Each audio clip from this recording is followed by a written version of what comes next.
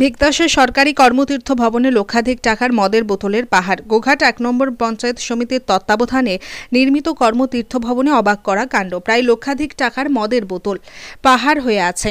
এই ঘটনায় তাজ্জব সকলে। এই সম্পর্কে গোঘাট ১ নম্বর পঞ্চায়েত সমিতির প্রাক্তন সভাপতি মনোরঞ্জন পাল বলেন, বহু পরিশ্রমে নির্মিত আর্থিকভাবে পিছিয়ে পড়া মহিলাদের স্বাবলম্বী করার উদ্দেশ্যে এই কর্মতীর্থ ভবনের ঘটনায় লজ্জিত তিনি। যদিও বর্তমান সভাপতি বিজয় রায় বলেন, পঞ্চায়েত সমিতি থেকে অনেকটা দূরে হওয়ায় সঠিক রক্ষণাবেক্ষণ হয়নি।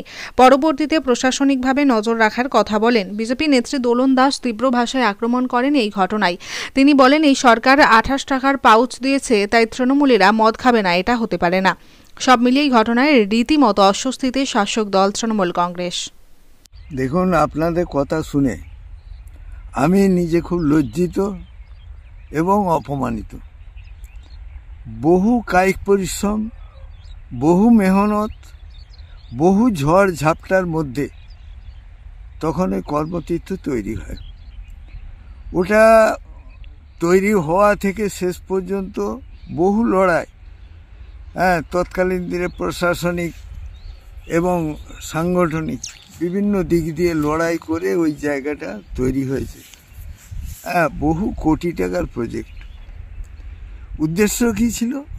উদ্দেশ্য ছিল যে মহিলারা স্বনির্ভর হবে এবং আমাদের যে ওইখানে 30টা ঘর আছে, সেই ঘরগুলো মহিলাদিকে দিয়ে বিনা পয়সায়, বিনা পারিশ্রমিকে তাদেরকে দেয়া হবে এবং তারা ছোটোখাটো মূলধনের ভিত্তিতে তারা নিজেদিকে স্বনির্ভর করে তুলবে। সরকারের মমতা বন্দ্যোপাধ্যায়ের ঐকান্তিক প্রচেষ্টা যে মহিলারা স্বনির্ভর হোক। সেইখানে বহু ঝড়ঝাপটার পর তখনই আমরা প্রতিবাদ করেছি। আমরা দেখেছি যে মহিলাদের নামে নিয়ে তার স্বামীরা অপব্যয় করছে। আমরা প্রতিবাদ করেছি, আমরা বন্ধ করে দিয়েছেন, তাদের হাত থেকে চাবিও কাড়িয়ে নিয়েছি। এরকম ঘটনা ঘটেছে। বর্তমানে আপনাদের কথা শুনে যে ওখানে মদের ফোয়ারা, মদের বোতল, এই যে জায়গাগুলো, এটা আপনিও দেখলেন, এটা খুবই কষ্টদায়ক এবং বেদনাদায়ক।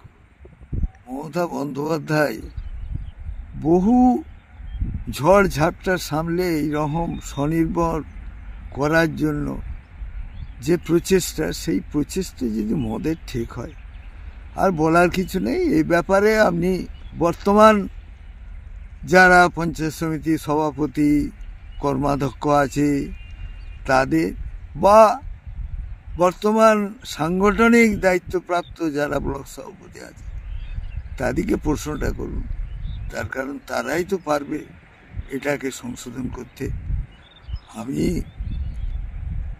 আপনাদের যে কথা, আপনাদের যে ছবি দেখালেন, সেটার জন্য আমি খুব অনুতপ্ত এবং আমি নিজের বাকরুদ্ধ হয়ে যাচ্ছি এই জায়গাটা দেখে। দাদাকে এখান থেকে একটা প্রশ্ন আসছে না, যে যেখানে সরকারি অফিসের ভিতরই অজস্র মদের বোতল, মহিলারা বলছে ছি ছি ছি, কি বলবেন আপনি? কি বলবেন?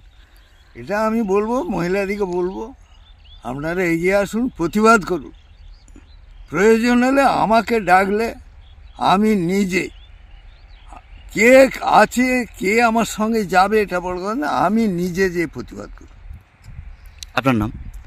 আমার নাম মনোরঞ্জন পাল, আমি প্রাক্তন পঞ্চায়েত সমিতির সভাপতি। দেখুন, কর্মতীর্থ বর্তমানে যে জায়গাটায় তৈরি হয়েছে, আমাদের বিডিও অফিসের ক্যাম্পাস বা আমাদের যে লাগোয়া এলাকা, সেই লাগোয়া এলাকা এবং ক্যাম্পাস থেকে অনেকটা দূরে, তাই হয়তো সঠিকভাবে আমরা রক্ষণাবেক্ষণ করতে পারিনি। কিন্তু দিনের বেলায় ওখানে আমাদের একটি সরকারি অফিস চলে, যেটা এডি অফিস, এবং বিভিন্ন মহিলারাও থাকে। তাদের ওপরেই এটা দায়িত্ব দিয়ে আছে রক্ষণাবেক্ষণ এবং পরিষ্কার পরিচ্ছন্ন করার দায়িত্বটা পুরোপুরি গ্রুপের মহিলাদের ওপরেই দিয়ে আছে। হয়তো তাদের নজর এড়িয়েও কোনো দুষ্টু ব্যক্তি এই ঘটনা ঘটাতে পারে। জাস্ট আপনাদের মাধ্যমেই আমরা এটা শুনলাম। আমরা বিডিও এবং থানার ওসি এবং এডিআই সাহেবকে আমরা নজরে রাখছি, যাতে পরবর্তী এই ঘটনা না ঘটে, বিষয়টা আমরা লক্ষ্য রাখছি। ওখানে তো আছে বলে এই ধরনের খবর আমাদের কাছে নেই। সেখানে আমার কর্মতীর্থে ওখানে একটা এডি অফিস আমাদের চলছে, আমাদের কৃষি দপ্তর আছে। এখানে আপনার তার সাথে সাথে ধান কেনার যে আমাদের সিপিসি ক্যাম্প সেটাও চলছে। সেখানে যারা রুমগুলো নিয়েছেন স্বনির্ভর দলের মেয়েরা যাদের নিজেদের কাজ স্বনির্ভর করার জন্য, সেই সবগুলো চলছে সেখানে। তো এই ধরনের খবর আমার কাছে নেই। তো প্রশাসনিক বিষয়ে আমরা এটাকে খোঁজখবর নিচ্ছি। নিশ্চিতভাবে কর্মক্ষেত্র মানুষের জন্য কাজ করার জন্য আমাদের কাছে যেটুকু খবর যে সেইভাবে ভালোভাবে চলছে সেখানটায়।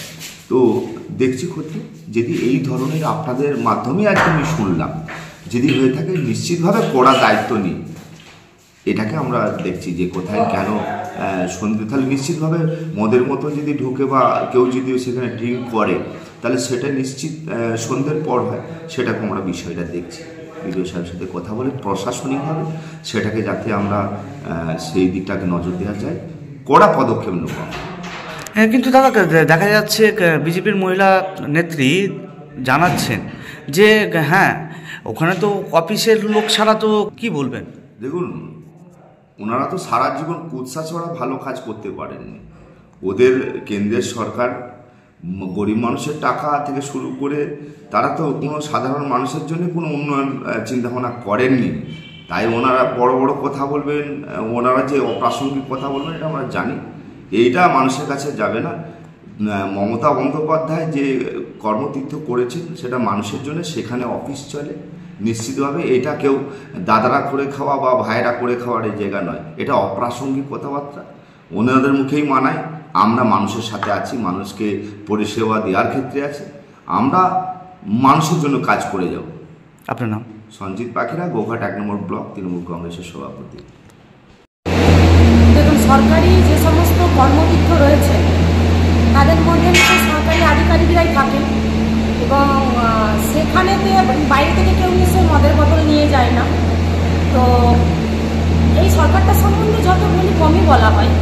কর্ম তো করছে, দিদিমণি 28 টাকার পাউচ করেছে, ভাইরা খাবেন না এটা কখনো তো হয় না। ভাইরা খাচ্ছে, তার উদাহরণ দিয়ে দেখাচ্ছে। সবথেকে বড় লজ্জা পশ্চিমবাংলায় কোন সরকারটা মানুষ এনেছে, আজকে কোন সরকারটার জন্য আজকে পশ্চিমবাংলার মানুষ দিকে দিকে কীভাবে নির্যাতিত, কীভাবে নিপীড়িত হচ্ছে। মহিলাদের নামে উনি স্বয়ংবর গোষ্ঠী তৈরি করছেন, আবার সেখানেতেই এত কিছু নোংরা। এ বিষয়ে যত কম বলবো ততই ভালো, কারণ এই সরকারটাই হচ্ছে নোংরা, ধান্দাবাজ, একদম যাচ্ছে তাই সরকার। এই সরকারটাকে সম্বন্ধে যত কম বলবো ততটাই ভালো। আপনার নাম? নমস্কার, তরুণ দাস। আমার নাম গোঘাট বিধানসভার বিজেপি মন্ডল। স্পোকেন ইংলিশের শিক্ষক প্রয়োজন, সত্তর যোগাযোগ করুন। ফোন 6296176090, এছাড়াও 7076918665।